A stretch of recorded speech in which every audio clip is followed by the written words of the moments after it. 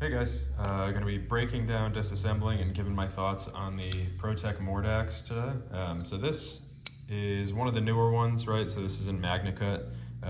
So we have the Ferrum Forge logo on the back side. I think that's the original designer of the, I don't know if I can call it the Mordax. I don't know what their actual model name is, but I'm sure you guys are familiar. Protech kind of does collaborations with a bunch of people. One that's sticking in my head right now is like the Rock Eye, right? So that's a Les George design that they adapted to be a auto, so out the side auto, instead of like the manual like it typically is. And this is a Ferrum Forge design. I think they make a frame lock or a liner lock that's kind of the same deal as this. But this, we have Protech as a button lock, and this is a button lock flipper specifically. This I have one of my own tritium buttons in, but function-wise, it doesn't do anything other than it'll glow in the dark, which probably won't catch on camera in here because it's not dark enough. And I don't have a UV light out here, so I can't show you. But as far as the breakdown goes for this, as far as I know, we'll see once I actually start breaking it down, or as far as I remember, is a T8 and a T6. So we will go ahead and do some of the T6 stuff first. Now, the first time I was disassembling one of these, I kind of struggled with it because I didn't want to take the clip off, but I believe this, and I think the Malibu is the same way. You need to take the clip off to fully disassemble the knife. They have a little concealed screw down there, which is kind of nice because, it's keeping the look of the knife a little bit cleaner.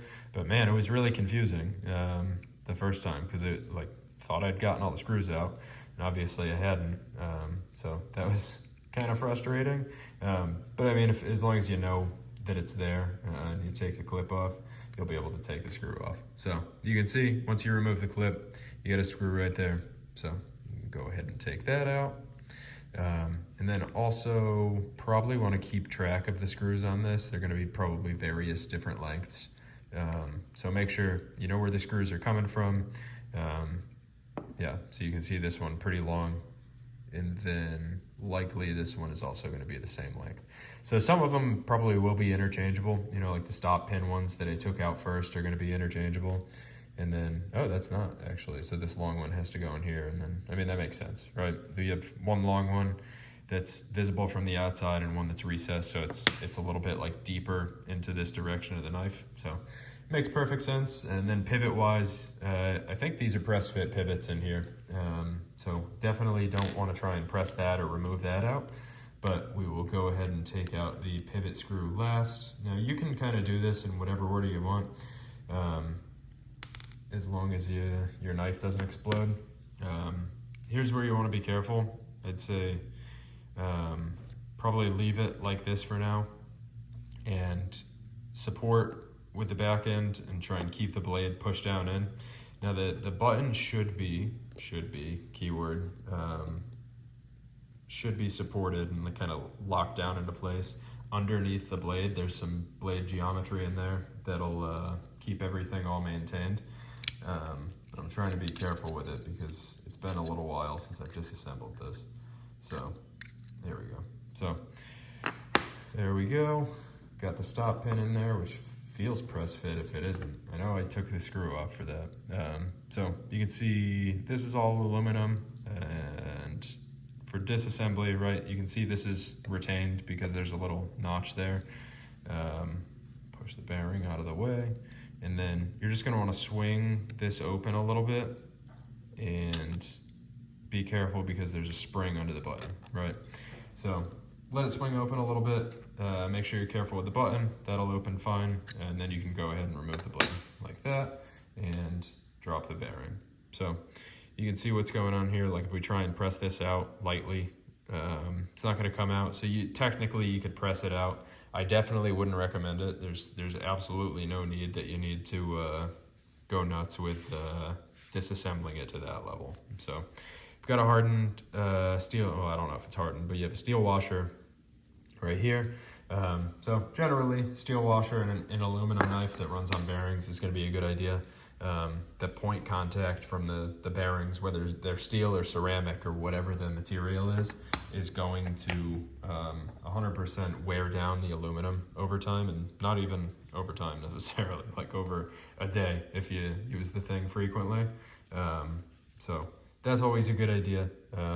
And I'd be nervous if anybody was running bearings in their aluminum knife without it. But I mean, overall design-wise, the Protech stuff is generally pretty simple. So it's pretty bare bones on the inside. It's aluminum, so it doesn't need a whole lot of like lightning features like titanium or steel would.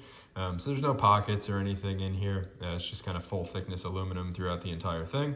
Then you have this integrated backspacer that Protech does with their little integrated lanyard hole. So kind of interesting, nothing crazy design-wise here. And then the stop pin, to me, feels press fit. I mean, maybe it's not, but sure feels like it. So I'm going to leave it alone, and I'm not going to try and extract that because there's no real reason to. But what I am going to do is get some of my my thin oil here. So I like to use graphene oil. I've had really good luck with it. It's super lightweight, and it works really well. You can, like, the thing that I also like about it is you can get an SDS, so I think it's safety data sheet, the abbreviation for it. So you can actually see kind of what's in it and what's going on, instead of these like quote unquote proprietary blends of oils and stuff that some guys throw in together. And not that there's anything wrong with that, but like having an actual SDS tells me it's not some snake oil thing, right? It's not some random group of chemicals that is going to give me cancer or whatever. It's a known group of chemicals that's going to give me cancer instead, so I feel much safer. So we're going to put little pivot lube. So same thing, graphene oil, pivot lube, and they have a thin. So I like to use the thin on the bearings and the pivot lube on the pivot. Go figure. And that's what works for me. But obviously, you guys can use whatever your choice is for oils. So some people like KPL. I know some people like the Gunny products. I mean, you do you. There's probably dozens, if not hundreds, of different knife oils that you can use. So whatever you would like, I say, don't let your dreams be dreams. But putting this back together is kind of annoying in my experience. One way you can do it is kind of lift the blade off, get everything all situated, and then swing the blade back down in. You just got to be careful with it because there's really low clearance to the back of the knife here. So you just want to make sure that you're being careful. And you don't want to like swing anything out. And especially the way I've got it set up right now where the stop pin is on the opposite scale, there's nothing to stop this blade from digging down in here. So like if you've recently sharpened this, obviously this one I have not sharpened in a little while. So I'm not super concerned about the edge rubbing on anything, but obviously you don't want to be rubbing your edge on aluminum oxide, which is what the anodized scales are coated with. So, less than ideal. But that's kind of it for that. Now we'll hold this like this, how I was mentioning before. So you're pinching everything together, and then you just want to kind of figure out the position where this all slides together. So that all looks like it went pretty well, honestly. Feels pretty good. And now I guess I'll do the pivot first because I've already got the T8 in the bit. That's easy to do one-handed. So we'll go ahead and screw in the pivot here. Now we're going to tune this in a little bit. So mess with the action a little bit and how tight or how loose we want that pivot screw. So we will get to that shortly. And I'll walk through kind of how I like to do it, and you can take from that what you will. I know some people like to do it some ways, and some people like to do it other ways, but I'll show you what my process is for it, and we'll go from there. But in the meantime, I'm doing the back side first so I can get this clip back on here, and then I'll do the stop pin last. Now, these body screws are just threaded into aluminum, so you want to be careful with these, right? You don't want to strip those. And they will strip if you go too tight. So take it easy on them. I mean, there's no reason you need to get them crazy tight. they're kind of aligning everything and just kind of holding things closed. There's no reason you need to tighten those as tight as you possibly can. You know, go finger tight. What I always like to do is kind of hold the driver between two fingers and just give it a little bit of twist. And when you feel any sort of significant resistance, it's usually about the time to stop. So the clip was a little bit crooked there, so I just had to push it down into place, and now we're a little bit loose, so I just got to tighten those screws down a little bit more. Better to do it that way than to over tighten it once and then it gets really, really tight and then it's super loose and then you can never get it tight again. So that all feels pretty good. Obviously that screw on the inside, you never have to worry about it backing out. This one, you can put some sort of thread locker on there if you feel so inclined, but probably don't need to. Now, this stop pin, I will say you probably want to get a little bit tighter. Probably not necessary because this is press fit, and then it's pretty tight clearance on the other scale. But this one, you know, instead of 2 fingers, you can use 3 fingers to tighten this down. Cross thread it a little bit. There we go, a little bit better. So, you know, you can use 3 fingers for that and get it snug. Especially the stop pin, and that's really the only thing that's stopping the blade when it spins around, so you want to make sure that's good.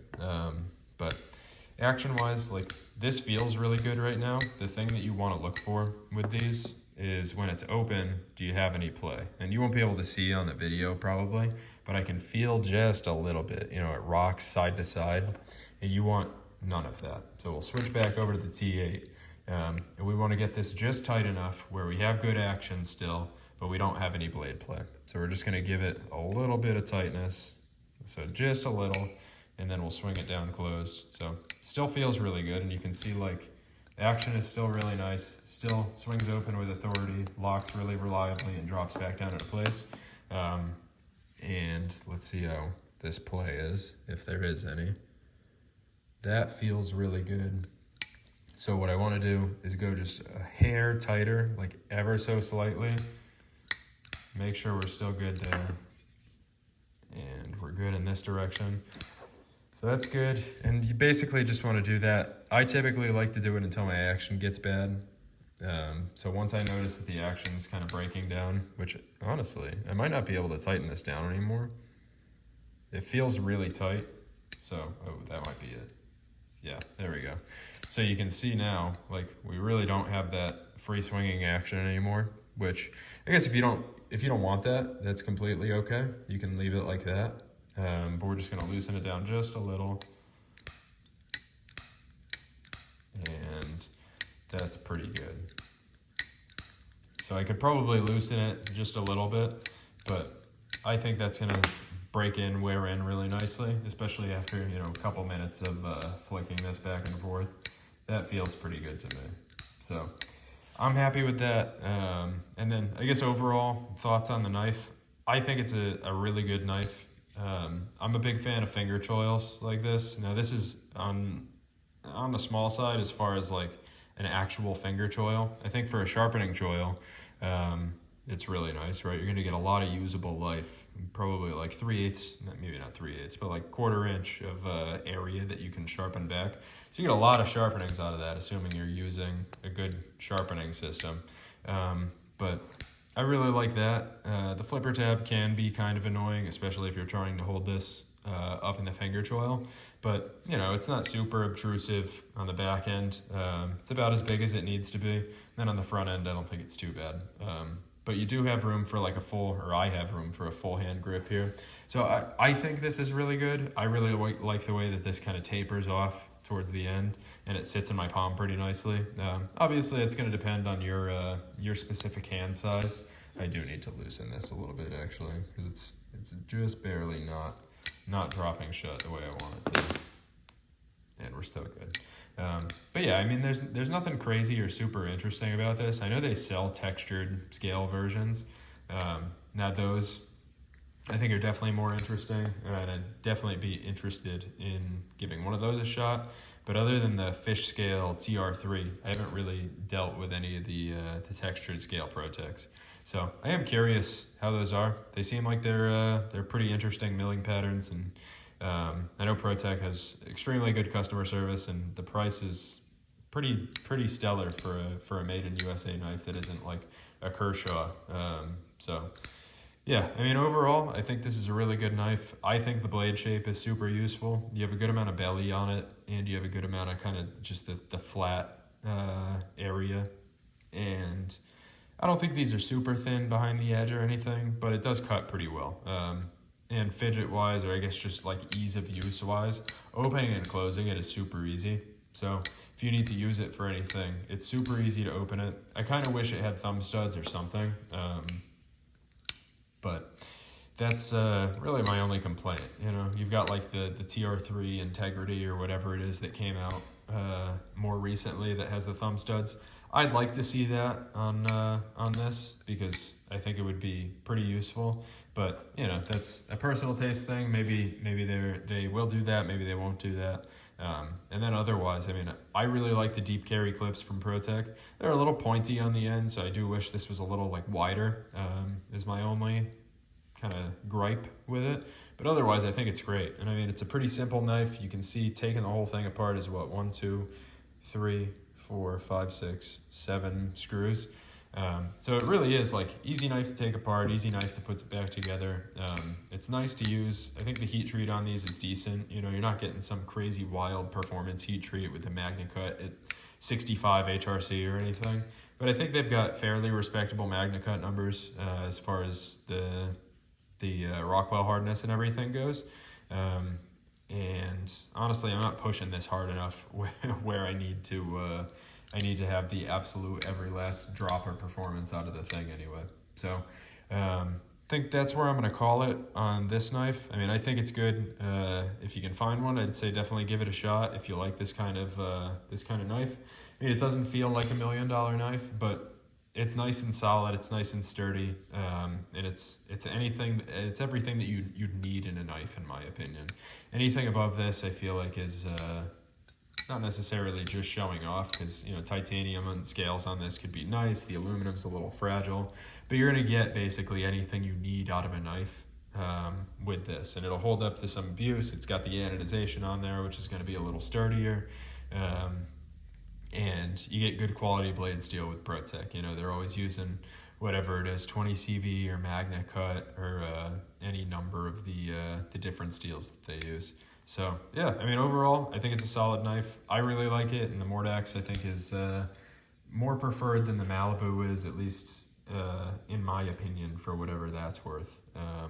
I tend to like it better, mostly because it's a little bit bigger and it drops shut a little bit easier than the Malibu does. The Malibu's got a shorter blade and a lot less mass to it, so this one really like drops with authority, which I like.